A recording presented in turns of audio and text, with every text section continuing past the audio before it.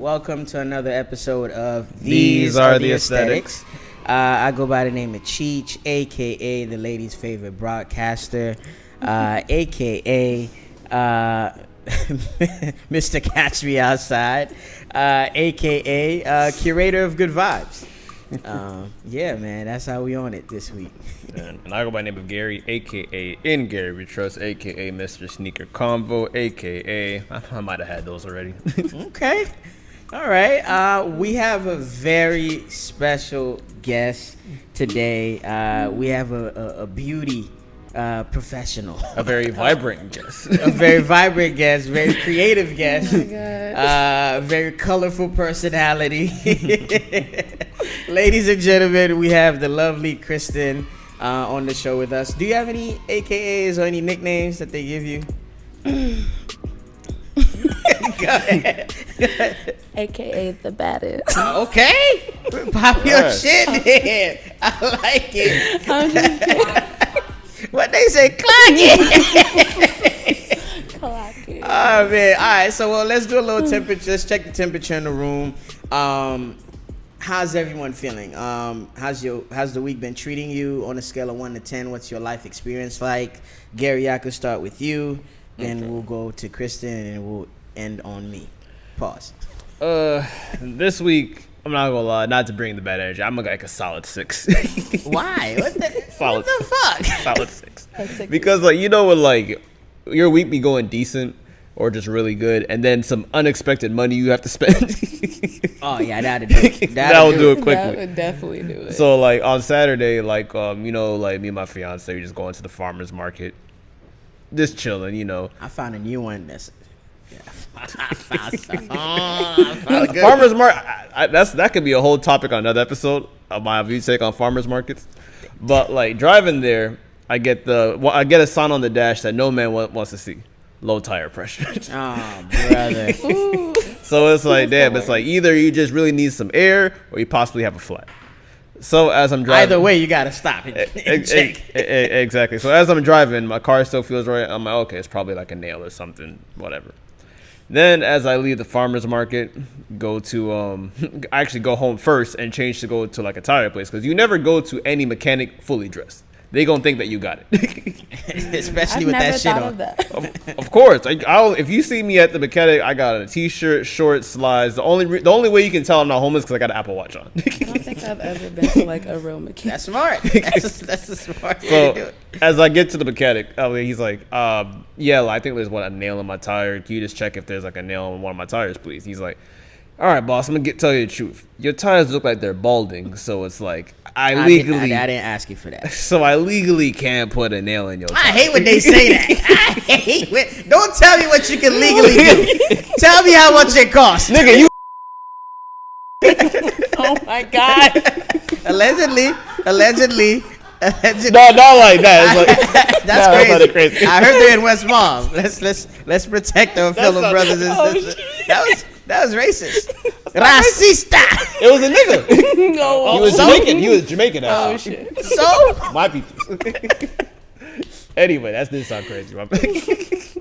But as I'm like, all right, bro. Like, all right, bro. So I literally just said, all right, let's cut the schematics. How much for a new set of tires? And I'm like, a new set? Set. Oh All shit. all four. Oh, this nigga balling.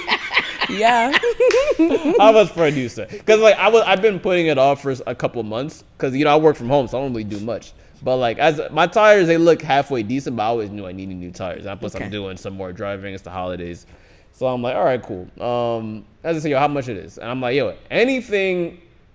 anything over 500 is not a deal, by the way. Just letting you know. 1,000%. You drive a Honda, Over, like, so 200. unless you drive a Ferrari, I don't know what the fuck they try to charge you. So like we worked out a deal, a price that I can do. So I'm like, all right, cool, fine. Then you know what? I can't even discuss the other money I'm spending. I almost caught myself. But just know it wasn't planned. But yes, that's my week.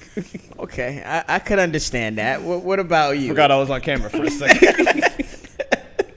How's your week going? I mean, you actually just left school and came straight here, which I appreciate. But how's your week going? How's life? How's life treating you? Can't believe it's not Friday yet. It's been a week. It's It's going. I Okay. can't wait till Friday. I got you. How's your mental state? How's your emotional well-being? Okay. Here and there. Okay. It's here and there. It's all right though. Okay. I'm a happy person. We cruising. Yeah, we cruising. Okay. I'm always happy. As long as the sun's shining, I'm happy. That's out of 10. How do you think you feel? That's some Out of a slave shit they 10. taught us to say. I right? know. As long as the sun's shining, I'm good. Eyes happy. I'm happy, boss. Master. Oh my God. I would say I'm at about a 7.8. Okay. That's You know, we gonna round it to an 8. We gonna round it to an 8. Okay, at an 8.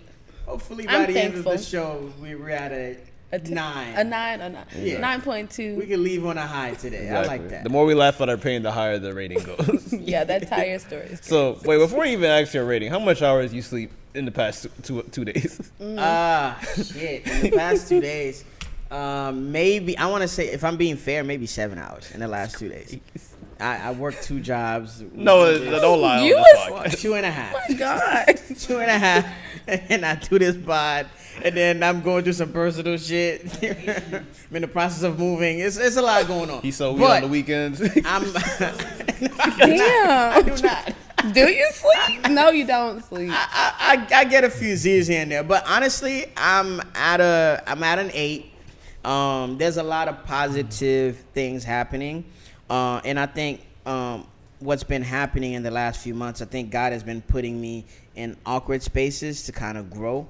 I feel like for a long time I've been comfortable in my bubble. Like, you know how you make a certain amount of money and you know, okay, these are my bills, this is my lifestyle, I want to just stay here. Yeah. But sometimes we just meant to do greater things. And yeah, so if things are moving on into a positive direction, then I'm happy with that. But I'm good though. I love a good challenge. I love everything that I'm involved in. I do everything with great joy. So, yeah. They say you ain't living if you ain't being challenged. Another slave saying, maybe. I like this saying. Don't let him diminish. I hate the struggle shit that black people were taught growing up. 'Cause I even saw a post on Twitter earlier this week where it says, how come Christian black people never say that that they lost their job or they got fired? It's always God closed that door. To open a new one. Nigga, you been showing up late for 2 years straight. They got rid of your ass. God did not close that door. He's like, oh yeah, and the corporate way to like fire someone today, we got rid of your position. Oh yeah, that's for the, sure. That's the corporate way to do it. we going a different direction. I got hit with that before. Thank you for your service. Thank you for your contribution to this company. But We wish you well. yeah, I'm fine, man. I'm excited to be here. This is our time to kick it. Besides talking on the phone, this is our This is our tea sharing session. Are you guys besties? Confessional. As men, we don't prefer that term. Yeah, in my book. We're very close. Okay. We have a good friendship. Okay. He's the alleged best man at my wedding. Okay. The Alleged. Okay. Let me he may or may not. Oh, man. I don't know. Every time I see your stories come up, it's always some fly shit. It's like, I don't know when you're at work or when you're free, because I see vacations. I see, it's like you do one person's hair and the next slide you're in Jamaica. I'm like, Or doing hair in really Jamaica. feel oh, you're like doing that. hair in Jamaica. It really So feels it's like like, you know, but you live, your life is very adventurous. Like, tell the people what you do and talk about your life a little bit for the people that don't know you, so people could kind of like get to know you a little bit. I'm a scammer. I'm just kidding. I'm not a scammer. But okay. I braid hair at my own studio. Okay. It's in Delray. Braids by Kristin Johnson on Instagram. Okay. I've been doing that for about, I would say, 6 years. I did 2 years at my house, and then I did almost 4 years in my shop. I say salon because it's a little bit of both.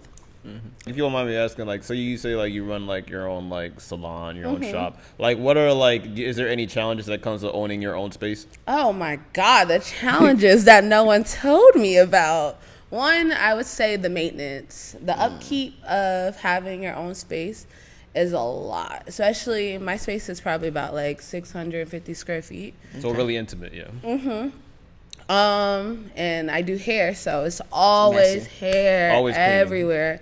You see how we feel in our bathrooms. It's a little bit of everybody in my shop, but I would say one of the things that make my shop is that I allow my clients to hang out. Okay. So I have a wine bar. Oh, I need to get my hair braided. I don't have hair. Listen, tell your barber to count his days. I'm just kidding. Wait, so do you do men's hair as well, or just like? I do men hair. That's like my my Your clientele. specialty, yeah. My specialty is men braids. Okay. I love that a little more. No offense, just a little more than doing women. Are we easier clients than women? You guys are a little easier, just maybe a little more particular. So in a sense of guys like come knowing in what we and want. know exactly what they want. I want the pop smoke. Yeah, they want the pop smokes, and I have some guys that come in and get the same hairstyle, and I just be like, oh, these again. Roll back, just cornrows back. Yeah, or the 2 strands or retwist. Most guys only come in for the video though. They don't care about nothing else. They just want to take that video at the end where they're spinning around. That's some hoe shit. No, I'm not gonna lie to you. That's some hoe ass shit. I'm so serious. A grown People man be like, we're gonna spinning. take a video. Grown man spinning or just God. You know, damn. like the funniest thing about them videos. This is why they call us divas. This is why. Oh, Yes. The face on them niggas We that can't you're like. have nothing. No, do you spin them around in the chair or do they just? No, so I have like a wall. They stand on the wall and they do like a 360. Oh hell no! Yo, let me find out any of my niggas out there doing that. It's so funny. It's so funny. I wish I would like post a video with no sound because I'm like gassing them up in the background. These men I'm are like, allegedly. yes. There's gonna be a straight, right? nigga that watches this video. I thought you said I look good in them little videos. And these men are Gotcha. allegedly straight, right? Yeah, they're all, Why you laughing at me? there's nothing wrong with gay. No, there's no. Love who you wanna love. Love who you wanna love. You know. It was like a genuine observation. Yeah, it's just an observation. Yes, most of them are straight. I think Allegedly. Okay. No, Well, allegedly. Hold on. So You know what? funny. To give your clients some more grace, because like everybody in this room, we see Cheech's Instagram at times. One thing I'm gonna see on a Wednesday in the afternoon is a Cheech in the chair trying to look like a street. I've been seeing your video too. Trying to look like a street. You've Bro, been spitting around in the this chair. I do not get rid of that. Nope. I be saying No, That Gary just clocked me. No, nobody spin me around. It might have been a video taken of the sides, but no. You know what I hate about them little videos? And Bones, I'm calling you out as well. I hate when it's like when you see Bones' his freaking hands all over Cheech's face. Whoa! Spinning in the He'd be freaking- like, Like, nigga, we get it. You did the cut. We get it. Stop. First of all, look, you highlighting some shit that y'all don't even know why I get the hair because it's freaking as I get it. But anyway, no, I never get spent. No, I'm drawing the line. That nigga said, I don't There get is spun. nothing And spinning me around. wrong It's with not a getting dance spun floor. Don't around. spin me around. They spin around themselves. Oh hell no!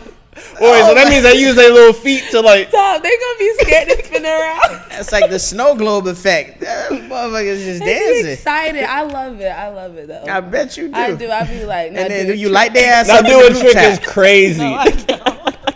That's crazy. I'm just kidding. I love all my clients. So that's some of your favorite parts about, owning a shop and being in this business. What are some of the challenges have you faced over the years? Did you have to learn how to do your own taxes? Did you have to... Straight to the hard-headed question. Allegedly, maybe. I don't know. I'm not going to blow nobody's spot up. Allegedly. Did you, what's the hurdle about her? Like, did you have to discipline yourself to wake up a certain time in the day, like dealing with people canceling their appointments? What are some of the challenges that you faced? So I would say some of the challenges would be the booking. I am a busy girl. I don't really have time to go back and forth with you with like basically a consultation. So because I'm in hair school, cosmetology school, I'm learning that like a consultation fee should be added because people will sit and go back and forth with you and then they won't even book. So it's like you just wasted my time and now you're booking with somebody else, which I don't mind, probably just not the client for me, but that people wasting your time. I started a booking. I have a link or what is it? A booking. Do you have like a cancellation fee or something? I don't do a cancellation fee, but I definitely do a deposit because people will waste your time and then I done blocked off my whole day and you didn't even show up to your appointment. So I had to do that. I had to learn that. Discipline with getting up. I am a cozy girl and I like to hang out by the beach. So I have to stay on point with that because I'll end up by the beach. But basically just showing up for myself, because if I don't show up for myself, then nobody else will. That's and true. My bills have to be paid. 1,000%. And I kind of went into it as like a hobby. I didn't really know if this was like something that I want to do forever. I still don't even know if it's what I want to do. I love to do it though, and I'm thankful that, you know, God gave me the ability to be able to create with my hands, so like I'll always be able to make money. AI can't take your job. They can't take. No, they just made a robot that braid the. It ain't gonna hit the same. I'll tell you that. That's crazy. Yeah, really? It's not the same vibes, but I'm thankful for that. But definitely, like I didn't know I would be doing this. I kind of just wanted to be a 365 party girl my whole life. Okay. Now I'll give you credit. It looks like on the outside that you stay booked and busy. So now the thing I'd like to ask is, over the years we've seen a boom of people entering that industry. Like it seems like every girl want to do lashes, makeup, hair. How do you stand apart? How do you stay different? How do you pretty much create your own lane where it's like, I can only go to Kristin for that? Like, is it a level of customer service you provide, or just you so talented and so cold at this shit that they pick you every time over anybody else? Both. But I would definitely say it's the experience. I don't think you would understand unless you came and sat in my chair. And, I'm gonna grow my hair out. Don't worry about it. You want some braids? Yeah, like get the Allen Iverson soon, man. Came and sat down and like got to. I love it. I love doing hair. I love anything that have to do with beauty. I'm like into it. So I think it's just maybe the passion they feel, my vibes. Yeah, therapy.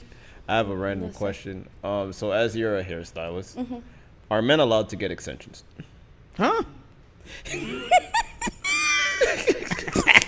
He getting all the tea out of you today. Oh my God! I mean, this is a genuine question. And if they are, list 10 people you did extension. I'm just joking. No shit. Oh my God! See, look, I'm about to get. I said, don't get me canceled on this shit. I'm joking. But honestly, like, we know who you are. She told us behind the scenes. No, he's capping. Oh my God, I'm canceled. All right, so let me make it an easier question. Like, well, do you believe that men can get extensions?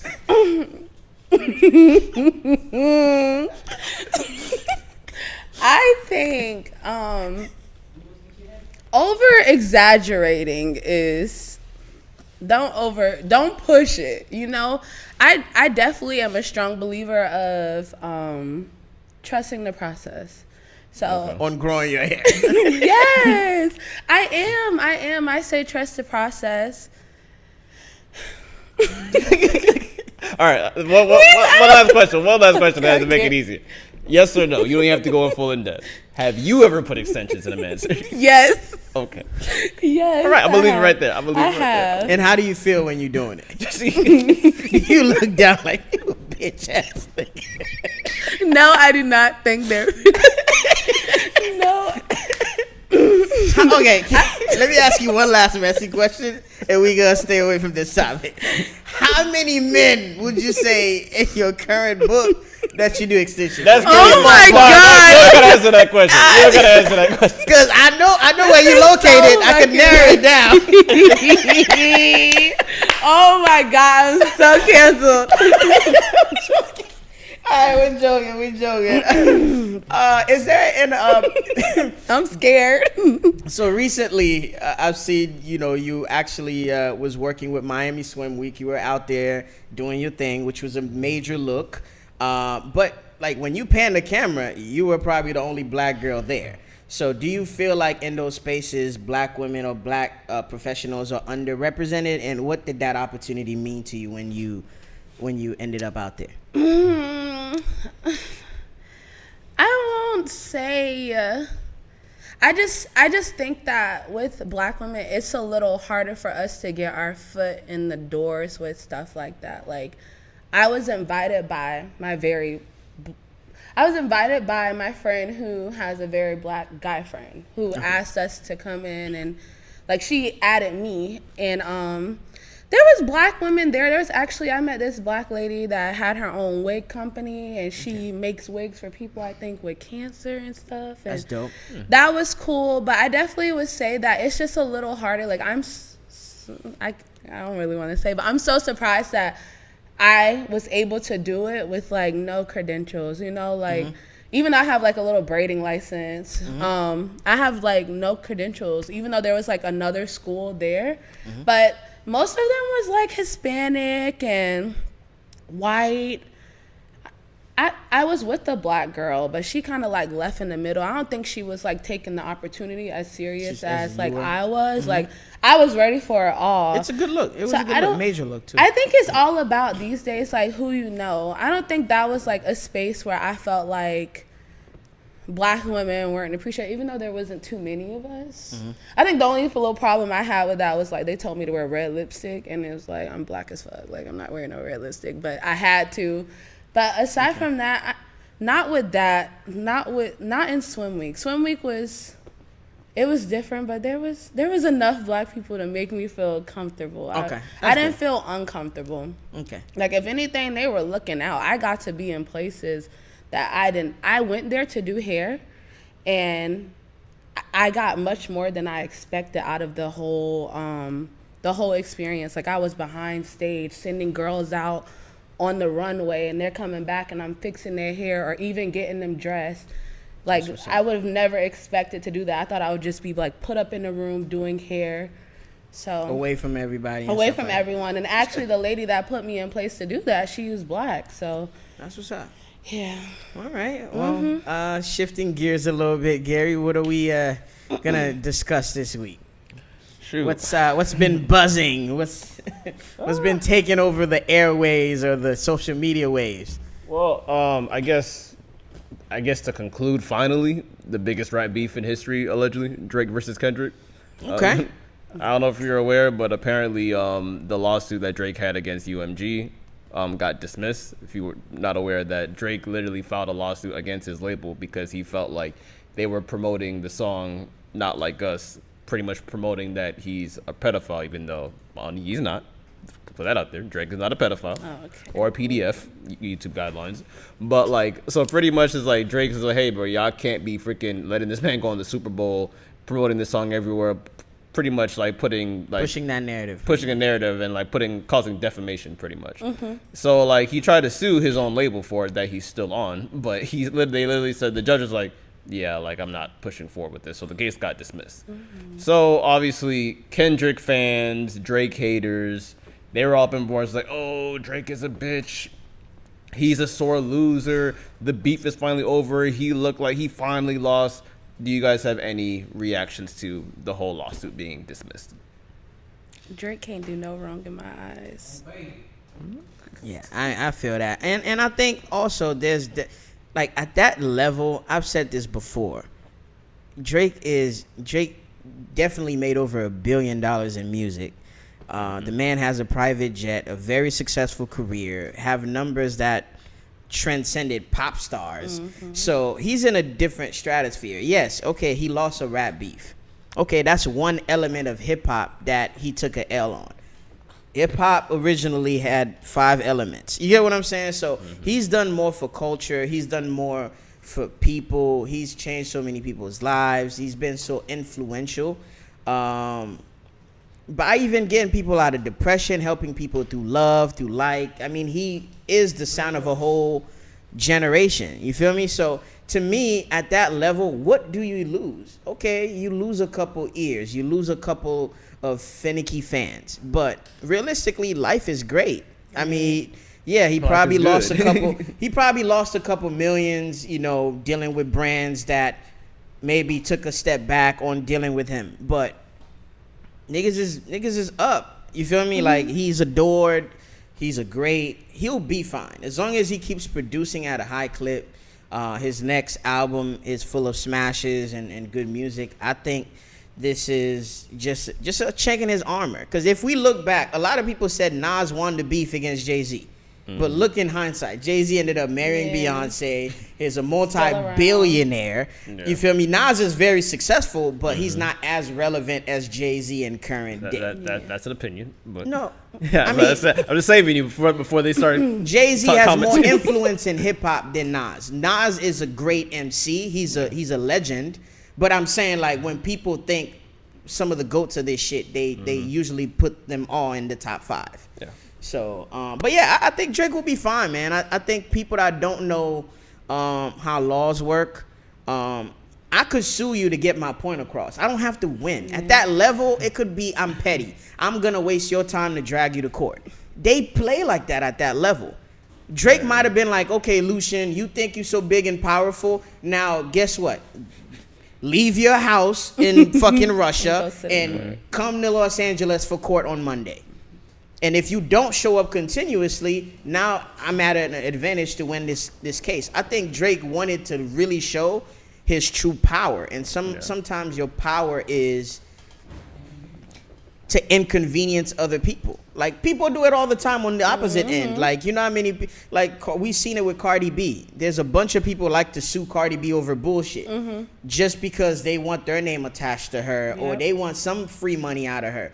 Like, that's a tactic people use. And there are lawyers out there that will pick up a stupid case just because it could bring buzz back. So, I'm over that shit, man. Drop some new heat, man. That's it. So my honest critique, and I'm a very big Drake fan. I always have to acknowledge that. Love that. I really like Drake is my second favorite artist of all time, right behind Kanye. That's just my personal opinion. Okay. So if I'm being 100% honest, Drake, you look like a sore ass loser. Okay. That's just my honest critique. The reason why I say it is because, like, growing up, my mom always says, like, you don't have to win every battle, don't gotta win every war. But it's really like, you really learn more lessons on, like, when you, like, just lose at this point. But my mom always taught me, do not be a sore loser. And this makes him look like a sore loser. First of all, I didn't even agree with it in general of him suing anybody during a rap beef because I knew that was going to be on his jacket for the rest of his career. Like, damn, nigga, like, first time you get knocked out, you start freaking, you called a white man, you send him to court. I feel like he was doing a lot, though. Like, calling him a pedophile. I don't. It is. That's a lot. I definitely agree. I mean, worse has been said in diss records. Let me just, I'm on record saying that. People forget. But I understand. People forget. Freaking Tupac started the freaking diss. I fucked your bitch, you fat motherfucker. That's a radio hit. People forget. And it wasn't even true, by the way. Allegedly. Allegedly. But, like, yeah, I just think it's like, yo, Drake, I think you just could have just took the loss as a man. And, like, Drake isn't going anywhere. That's just my main gripe is, like, Drake, you know you're not going anywhere. You have literally the woman in a headlock. For sure. You have the youth in a headlock. Everyone still wants a song or a feature by Drake. So, and you know, just like, and Kendrick even said it the best. Like, we freaking love it, like, when you make songs that make us dance, this and that. And I always respect him as an MC and a rapper. But it's like, I'm just at this point, put the beef behind you because you still going off like, oh, I'll press the red button, this and that, bro. It's too late for that, bro. Just keep it real. Can I say one last thing? I think at his level, I think the whole lawsuit was an ego thing for him. Yeah, it humbled him. I think it was a humbling experience, but I think at Drake's level, it's damned if you do, damned if you don't. Yeah. If you walk away from the battle and not say nothing, oh, you got your ass beat, now you got to go hide it. You say something, you are so a loser. He can't realistically win. There's no way to gracefully lose and walk away if you Drake. You literally the biggest artist of this generation. So everybody won a shot at the king.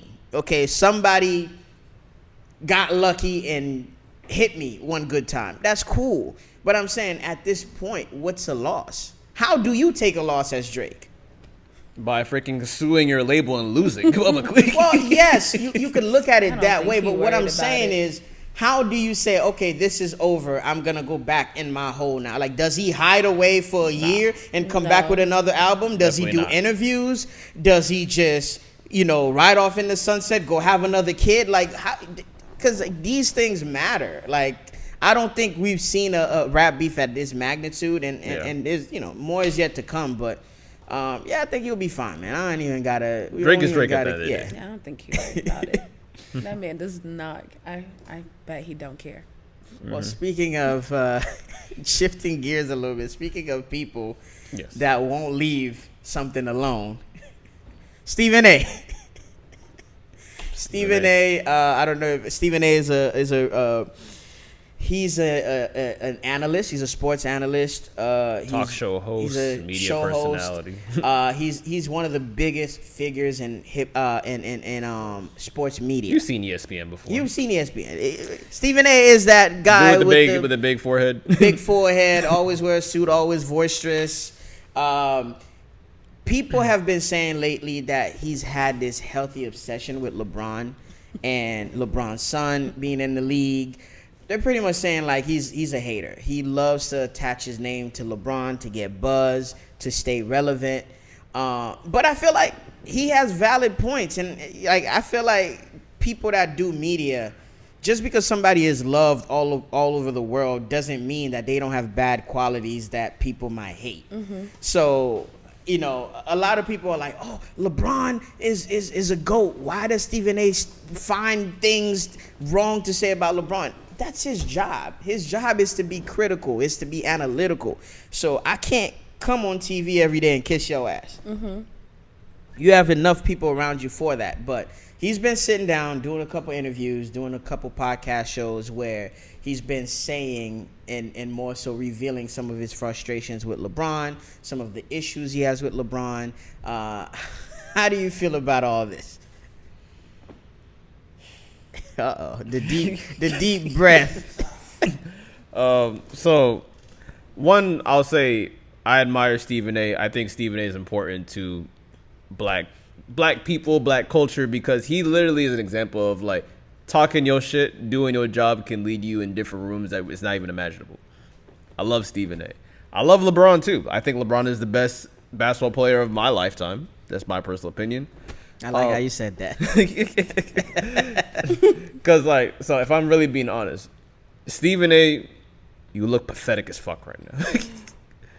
Fam, I understand that, if you feel like LeBron came at you wrong, because, I don't know if you're aware that, there was, at a random Laker game, he would Stephen A. just, sitting on the sidelines, doing his job, being a reporter or whatever, and LeBron sees him. It's, one of those where it's, you ever know, when you can see someone that's what's the freaking, what do they call it? Where it's it's on site, pretty much.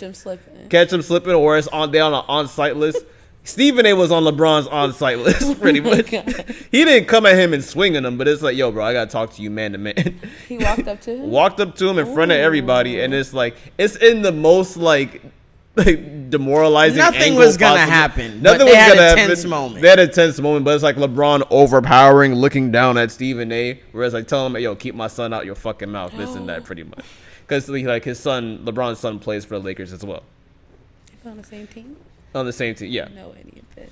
It's okay. He's okay. and it's not normal, by the way. It's not normal for a father and son to be on the same basketball team. Yeah, it's some legendary shit. But Stephen A. has been very critical of LeBron's son. LeBron saying his son only got there because of nepotism. His son don't deserve to be in that position. He's pretty much doing his job, but he's being a little too intense, which could come off as I'm hating. He was doing his job until he said on national television on ESPN, LeBron, as a father, stop this. So I understand. Don't tell me how to parent. Because like I believe I wasn't even here when it first happened because I was like out sick that episode. But like Stephen A, you can comment on like my son on his basketball skills or his takes or whatever, basketball related. But when you come at me for parenting and you a parent, you out of pocket. And to make matters worse, this nigga's on a whole revenge tour going on every freaking podcast, every popular black freaking network saying, oh, I don't like LeBron. I don't fuck with him, this and that. Where it's like, bro, just let bygones be bygones, bro. I think they like each other and they admire each other on the low. Cause there's a respect level. There's a healthy respect there because they're both on top of their field. Like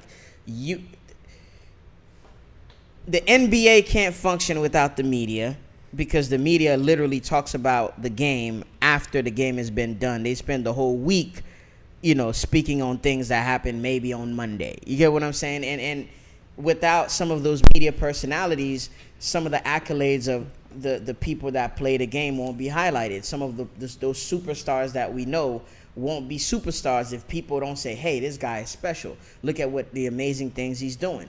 I just feel like, just like you were critical of Drake just now, I think LeBron, you've done everything. The numbers are there. The years are there. The career is there. You a legend. No one will probably do what you've done or is able to replicate what you've done to the game of basketball. Sell off into the sunset. You could rise above it all. Why do you let somebody like Stephen A get under your skin? And Stephen A, same thing for you. I get why Stephen A is doing it because there's an incentive to talk about LeBron. Mm-hmm. There are certain people that are just polarizing where if you say something about Michael Jackson, you're going to rub a group of people the wrong way. You say something about Chris Brown, Nicki Minaj, Beyonce. Mm-hmm. You say the word, but you don't even have to finish it. The beehive is on your ass. Mm-hmm. So there are certain people that you say he wore 2 different color shoes. They're going to be on Stephen A's ass. So to me, he has a job to do. I think y'all just need to respect each other. Y'all could coexist in the same realm without interacting. Like, yeah, and at the end of the day, I think when y'all both retired, we're gonna see them together having a coffee at some point in time. You probably already do. Yeah. Exactly. And people got to understand, too, it's like LeBron is 40 years old. He has been at the center of attention since he was 17. Actually, earlier than that when he was in high school. That's crazy. So it's like, people, like, if you watch wrestling, he turned heel at this point, whereas like he became the bad guy. Like, the saying, like, you live long enough to see yourself become the villain. Mm-hmm. That's literally LeBron James, because like I've done everything. So it's like, if anything that like rubs me the wrong way, you gonna know how the fuck I feel, because I'm 40 years old and I don't give a damn. And we low key seeing Steph Curry enter that realm as well. For sure. Well, I hope he's supposed to do that with his wife, but hey, we getting enough. Not gonna get me. We getting enough comments already on that part. But yeah, man. But there's haters that exist, and I think you should just fly above that shit. You never had people attack you or just say slick shit or come for you a certain way or try to backdoor you, double cross you for a client or for an opportunity? I don't think I feel like that when it comes to hair, because I feel like it's so much money. Like, there's so many people. But not everybody is nice doing it, though. I know you're trying to be politically correct. I honestly don't, as oddly as this sound, I don't give a damn about what anybody else got going on. I'm like in such my own bubble. I don't see it. I hope I don't have any haters. But I mean, if you don't have any haters, you ain't doing it right. You ain't popping if you ain't got no haters. But may God bless them, That's taking the high road. I don't be beefing and stuff. Okay. Nah, you don't strike me like you be out the way. So. Yeah, I be chilling. I don't really. Yeah, I don't have too many bad things going on. Okay. Well, speaking of somebody living long enough to see people turn on them or become a bad guy, Tyler, the Creator. Yeah. He's been going off on paparazzi lately. Have you listened to Tyler, the Creator? Do you listen? Yeah, I've listened to his music. Some of his old tweets resurfaced. Is he gay? Who knows? Yes. Who knows? He's creative. He's creative. Okay. Who knows? He's creative. He's like a natural troll. Whereas like I You do would feel never know. you would never know. Like I thought it was funny as hell when he said like on his like one of his recent tours. Yeah, I'm sorry, y'all, if I've been acting funny. My best friend tried to fuck me with Gerard Carmichael. Yeah, that was crazy. That was crazy. So, but anyway, with Tyler the Creator, like this happens every like let me start off. Obviously, you can see I have on Supreme Tyler the Creator shirt. Him. Yeah, I love Tyler the Creator. You repping? No, I'm saying you repping. I see what you're doing. I'm not doing nothing. That's fucked up. I said he's repping for his man. Don't let him do you like that. You are messy boo. Thank you. I'm glad you picked up on it very quickly. Yes. You know how to go say, shout out to my man. Thank you for my man. Stupid.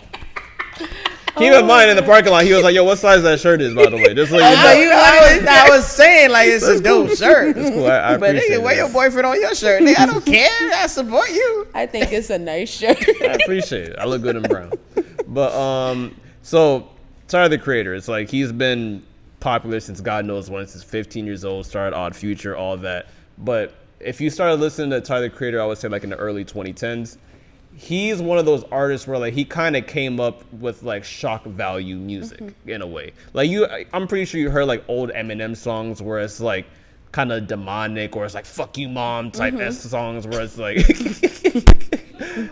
Like that, like that's just the type of music he used to make. But obviously, he would make like the shock value shit, like when he made like the song like Yonkers eating freaking a cockroach in the video and shit. It obviously is some shit that like you don't see black kids do pretty much. So he went against the grain and it paid off.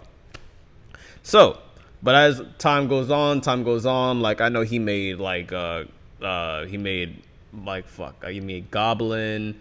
Damn, please forgive me, dog. I'm having a freaking brain fart, but he made a couple albums, which is like a lot of shock value shit. Then he started to kind of change his lane a little bit. Then came out with the album Flower Boy, which is like, okay, I see the artistic side coming on. And the more music he drops, the more fans he gets. So every time he gets more popular, there's always a group of people who's like, oh, he tweeted this, he used to say this back in the day, this and that. So it's like everything is coming up, his old tweets, and it's like, I just want to ask y'all, it's like, do y'all care about like any of these Tyler the Creator comments? Like, how do you view Tyler the Creator? What's one of the comments? So, all right, if I had to, we definitely have to bleep some of the things he said. Okay, so let me tell you, like, in one song, and I remember I was like, the fuck did he just say that? And I'm like 14, 15 years old hearing this. He said in one song, R word a pregnant bitch, and tell my friends I had a threesome. Oh my God, I remember that. Yeah. You used to say a lot of crazy shit back in the day. I'm not laughing. You're not laughing while you laughing. It's crazy. You're not laughing while you laughing. It's crazy. Not laughing. But so the tweet in question, right? The tweet in question. One of them is, we're gonna bleep this name because do not get me lined up. So pretty much he was like, yo, peed on a bitch and got off. I think that's the swaggiest shit in the world or something like that. He pretty much was glorifying. He was like, yo, I think it's funny how he did what he did. We all know about it, and he got off. Exactly. On some shit. But I know he's trolling and he was being funny. And he tweeted "fuck Black History Month." A lot of wild shit. He was, back in the you know, day. as an upcoming kid, I think like he was trying to get attention. And Twitter back in the day was a wild, wild west. So I know he was trying to. Yeah, I know he was trying to say some wild shit to get the whole world riled up, like shock value shit. But looking back at some of this shit in hindsight, it is kind of cringy because it's like where everybody ended up. He don't even perform his old songs like that, pretty much. Yeah. I think everyone's so sensitive these days. I respect that. I think you gonna bleep this out, right? Yeah. When he said got off, does that mean like got off as in like didn't go to jail for? Didn't go to jail for. Yeah. Oh, okay. Or it could be a double entendre. You know people into golden showers. So, you know, that's a... Shout out to the freak off. Shout out to the freak off. It's a lane. I'm not into the freak off. And if you were, we would But embrace anyway, Not together, but I think I don't know why people can't just leave stuff where it is. Like the Exactly. people that go and look for that stuff, they don't have nothing to do. Exactly. I've done said some crazy stuff. God forbid they ever pull up my old Twitter. Like, whew. Exactly. Can you imagine people were so bored like, and yes, I'm a name drop Ari Lennox. Like she really had time to really go back and hate on Martin. Like, come on, bro. Yeah, Martin is crazy. I remember yeah. Like people That's just like too much. Like, what are you doing? You had no time. You took the time out of your day to go look at some old tweets. I think life is hard for everybody, and if you can't find ways to improve yourself and you feel like what gives you satisfaction is to tear somebody else's down, and to ruin somebody's day or happiness by saying some flagrant shit, I think you're a miserable human being. Yeah. Now, is there a lane on the internet that caters to that?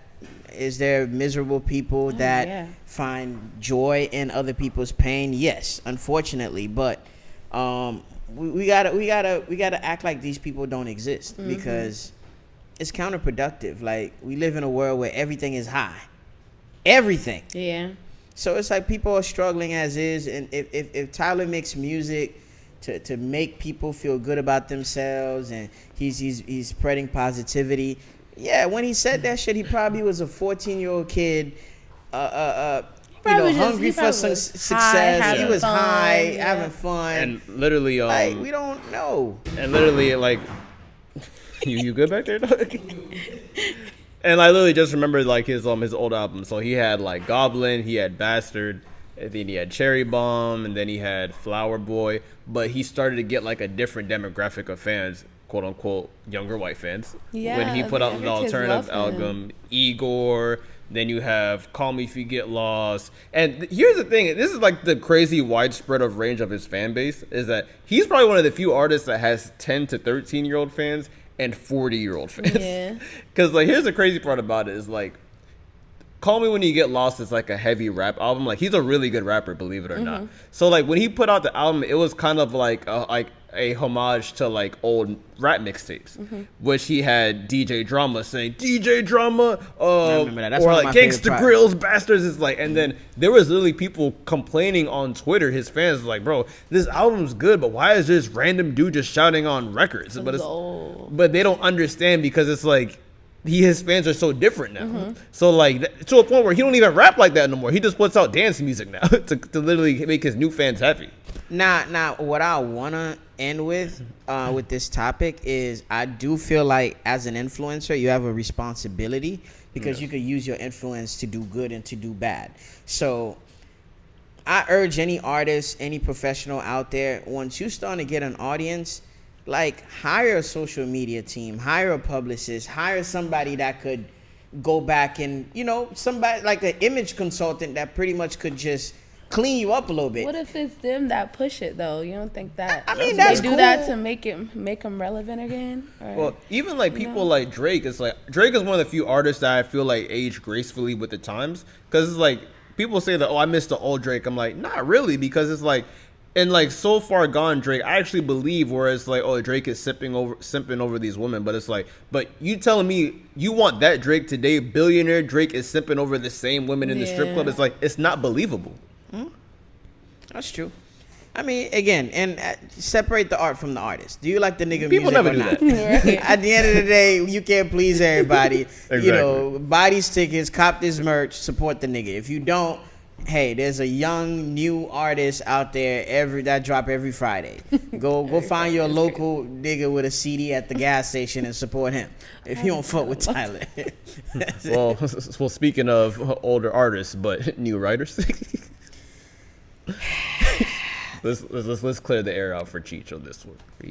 He's about to kick someone's back in. I'm not about to kick nobody's back, because no one cares about men's mental health. So Kevin McCall, who has worked with Chris Brown as a writer and as a collaborator, has recently done an interview where he discussed some of the reasons why he fell out with Chris Brown, and how he's broke, and Chris Brown just did a multi-million-dollar tour, and he didn't see a penny for some of his contribution to Chris Brown's success.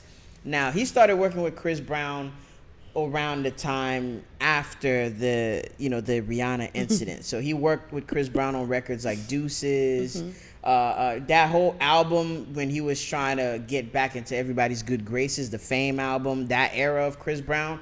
He played a pivotal way. He played a pivotal role with the direction of the project, some of the songs and all that. And he gave some of his insights to those projects. He lended his voice, all that. He was a collaborator. He was more than just a guy that wrote a song. He was featured on some of the songs as well.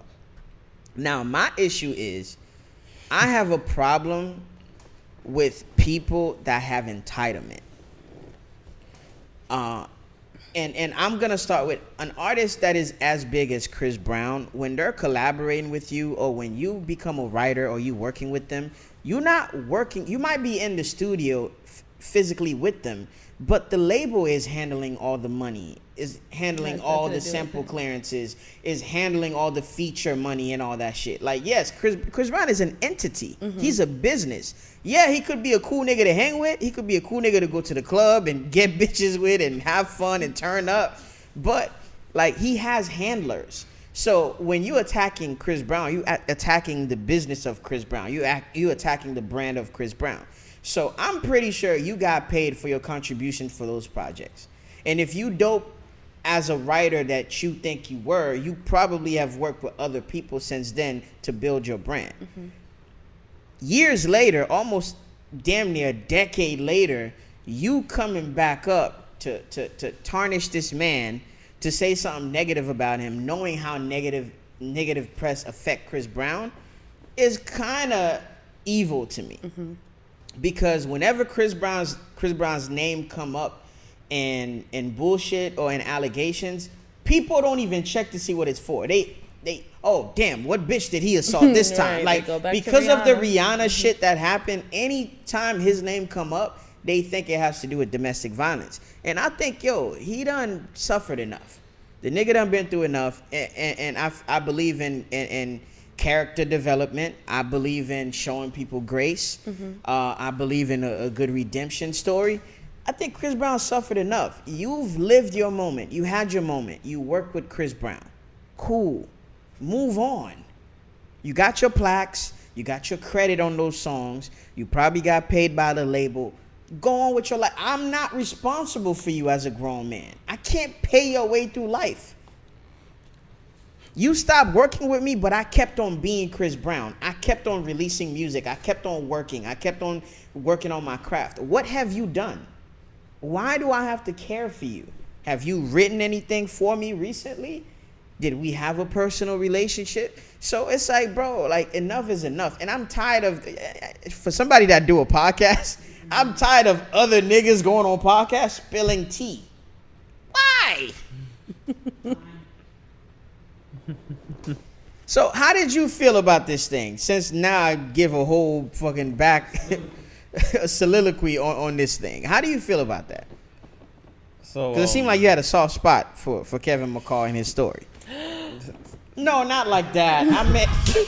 Because why are you spending your money? What are you doing with your money? What is going on? What's going on in this episode?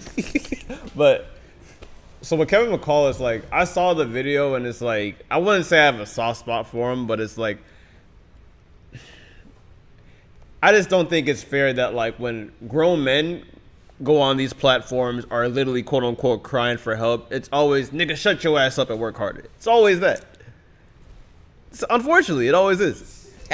Exactly. Exactly. When Tyrese was crying, it's like, oh, this nigga just want to see his kids, but it's like he became one of the biggest memes ever. So, like, all I'm saying is that, like, if bro really feels like something was taken away from him, like, I understand that. But what I do fault him for, unfortunately, as a man, is like, bro, you have to find another way to get it out the mud. Because there has been a lot of rebrands in this freaking rap, in this music industry. Like, you had, like, Young Berg. Like, I know you know the song, like, Sexy Can I? People don't even know he's Hitmaker. He makes, like, damn near 50 hits a fucking year.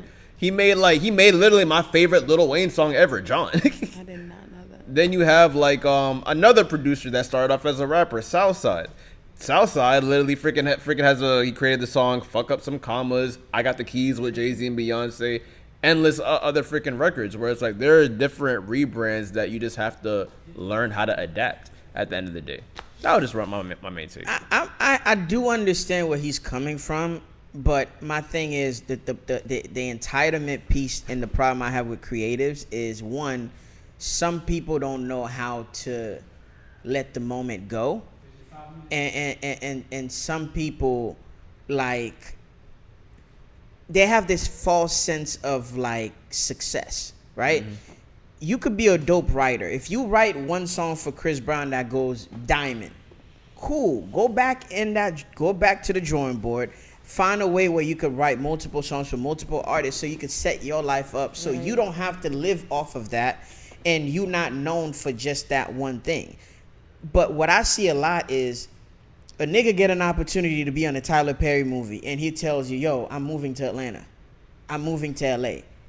Can you sustain living in LA? Mm-hmm. Can you pay bills in LA? Or do you want to just get this plane ticket, go shoot this movie, and come back to your mama house when you reach a level of success where you can sustain that? You do that.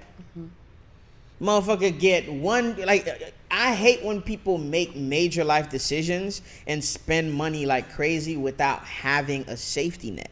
Like, I do this podcast, we both do this podcast, but we have regular jobs. We're not just solely doing this and be like, oh, well, this, we all in. If it don't work, then I'm a bum for the rest of my, like, yo, you still need to have a backup plan. You still need a source of income to pay the bills. And I don't feel bad for Kevin McCall because, fam, you not a global superstar. Your face is not that recognizable. Nigga, you could do Uber part-time.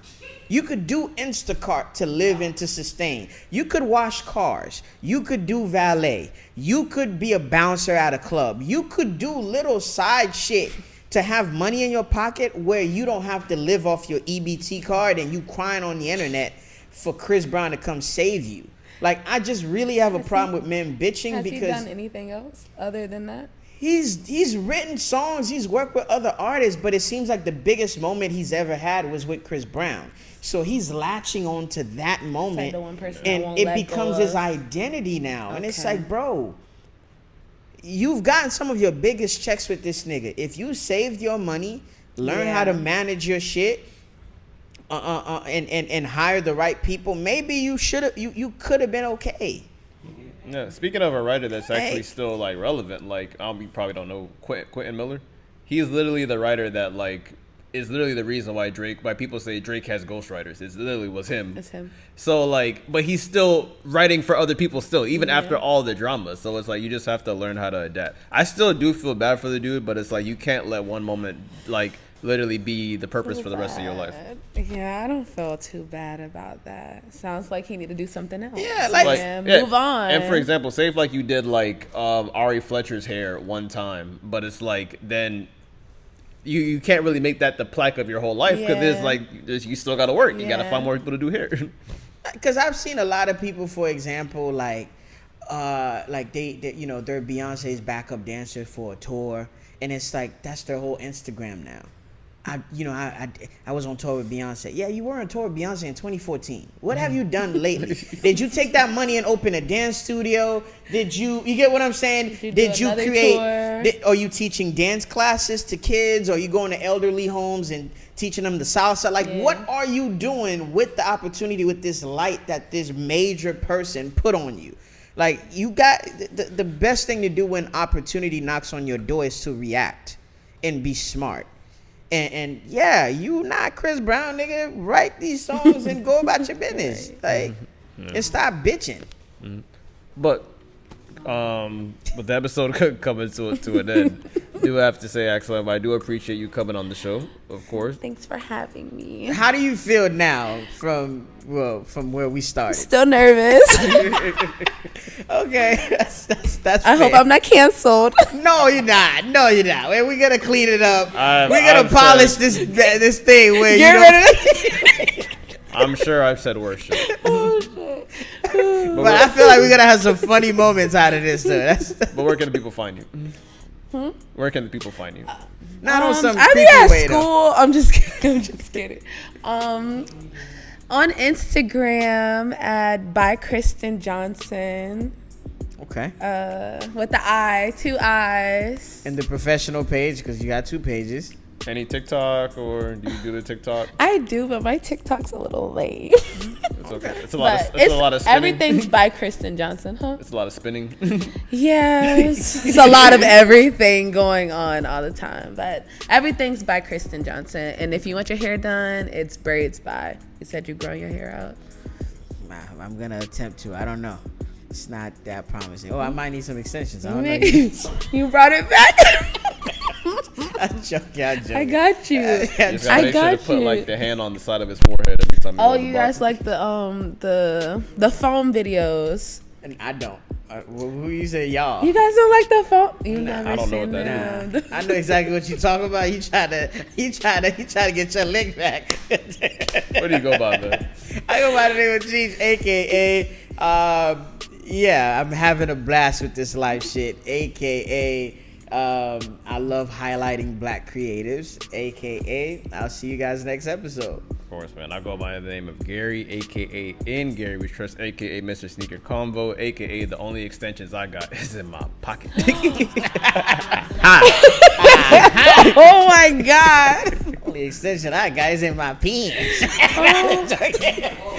We were doing so good. These Well, are I just the said it. We were doing You so guys good. are so funny. Y'all couldn't wait to ask me about the weed.